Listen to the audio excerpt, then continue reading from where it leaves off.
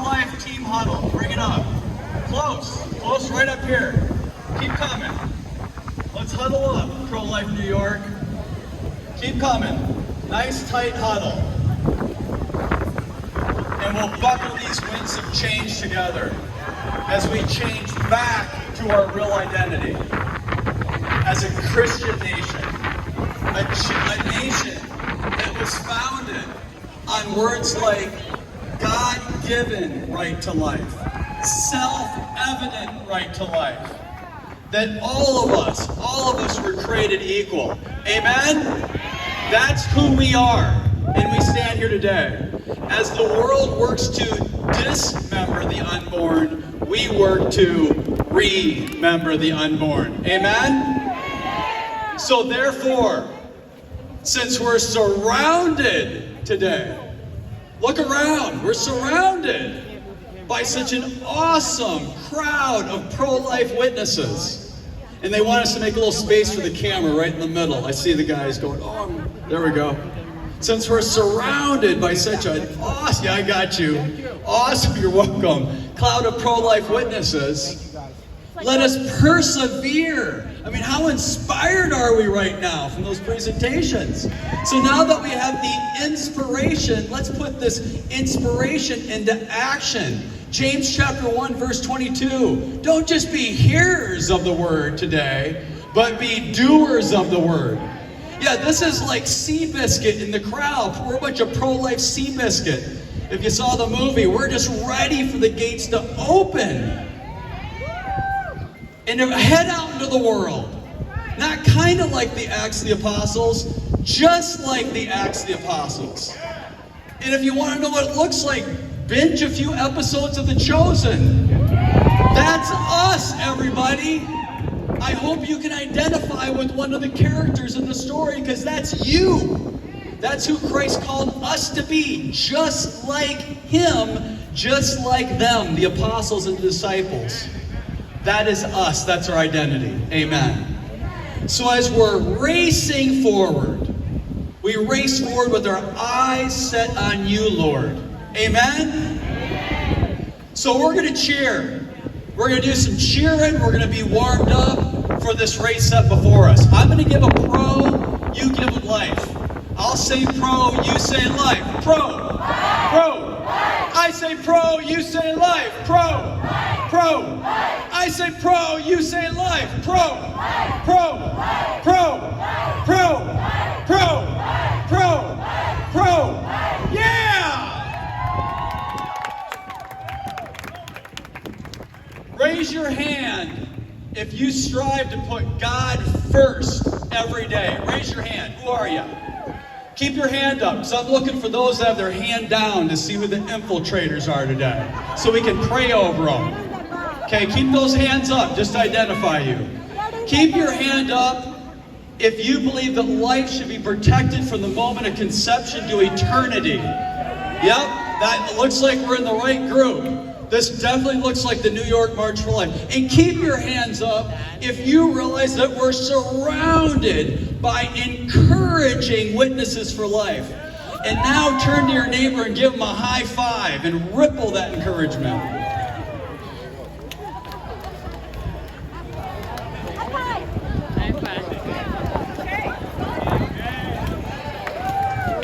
So I'm a Patrick who traveled here from the Irish town of Omaha.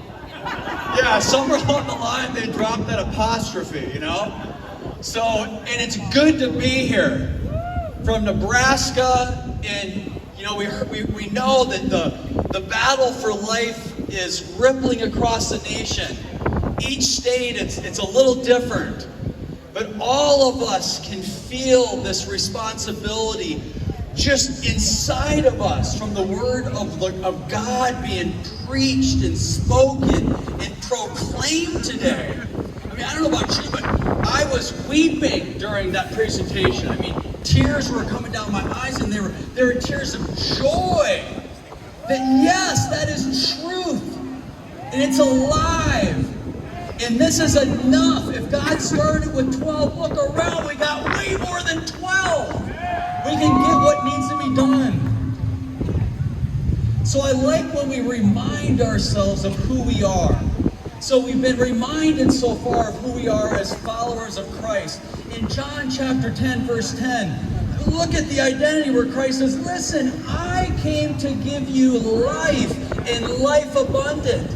That's who we are. Christians are pro-Christ, pro-God, pro-life, pro-family. We know that. We're also pro-America. As intended, as our founding documents stated, there is zero ambiguity that the right to life is in all of our founding documents. Zero. I started out with those words. God-given, self-evident, inalienable, that all of us were created equal. Amen. There is no ambiguity. And so really it's about resetting. It's about conserving what is already good. And we went off the road. We went off the path when Roe v. Wade was passed. And at least, thank goodness, with Doe, when we got us back on path, but the one part that we fell short is they said there's no place for abortion in our founding documents. There's nowhere in our Constitution. Matter of fact, quite the opposite is there. The right to life is there. But of course, that next step is we need to have the fortitude to say what is true, and that is it's unconstitutional, it's illegal, it's unchristian, it's un-American to allow abortion. There's nothing Christian, nothing American about abortion. And it's in our documents. That's the next step. And they kind of push it off to the state level. But come on, everyone. My word, when it comes to inalienable, self-evident things, it's not a majority vote. God's right, regardless what the vote count is. God remains right and true.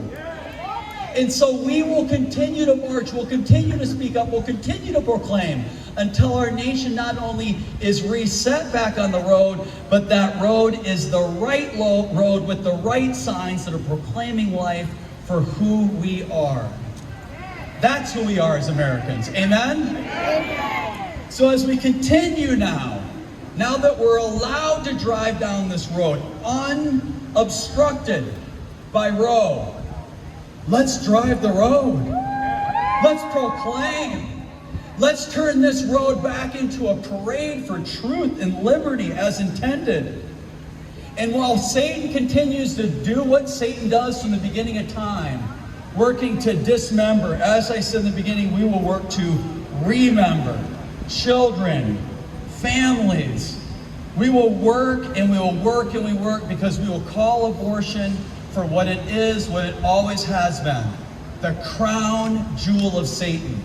There's nothing Satan wants more than to dismember an innocent child made in the image of Christ.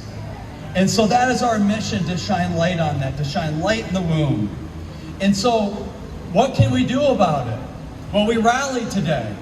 And let's give some cheers for these young men that have been up here holding the banner to remember the unborn. And let's give cheers for this, everyone gathered here today, that we are a living banner for life. Let's cheer for this living banner that is gathered.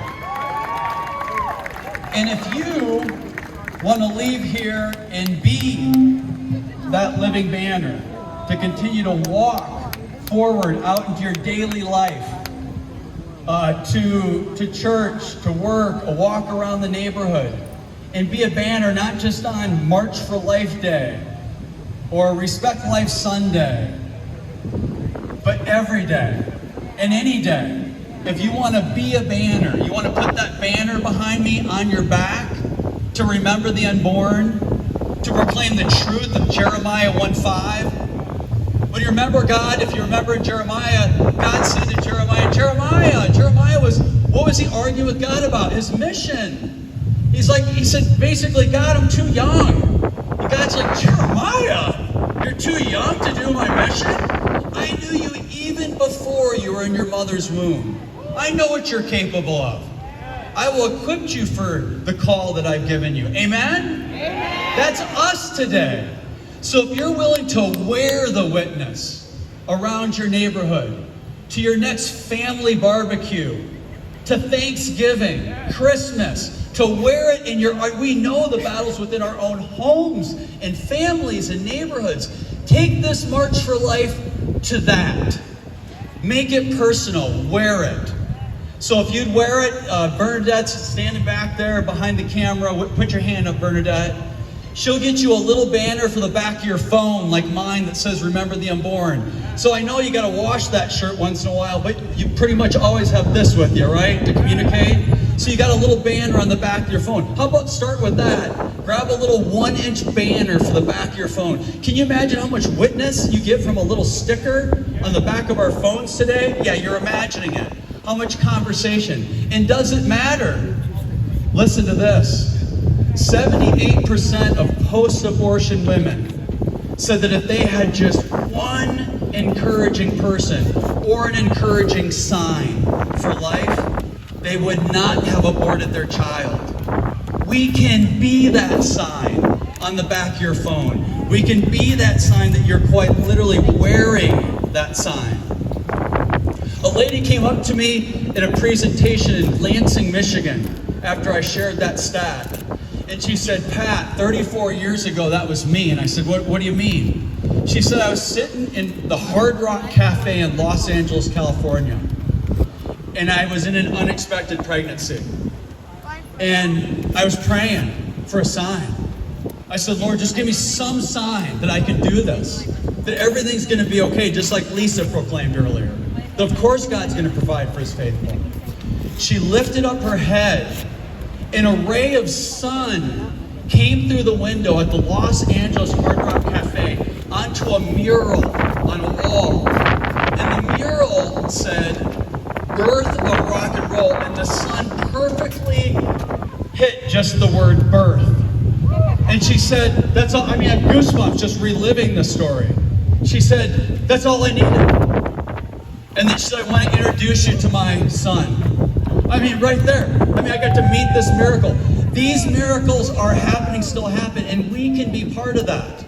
We can be part of that by being that sign. Imagine you walking around your neighborhood and someone drives by in an unexpected pregnancy and sees, "Remember the Unborn." How about you're going to get ice cream for, a picnic, for a birthday party? You're walking through a grocery store aisle, and some young lady in an unexpected pregnancy thinking about having an abortion, and she sees the back of your shirt.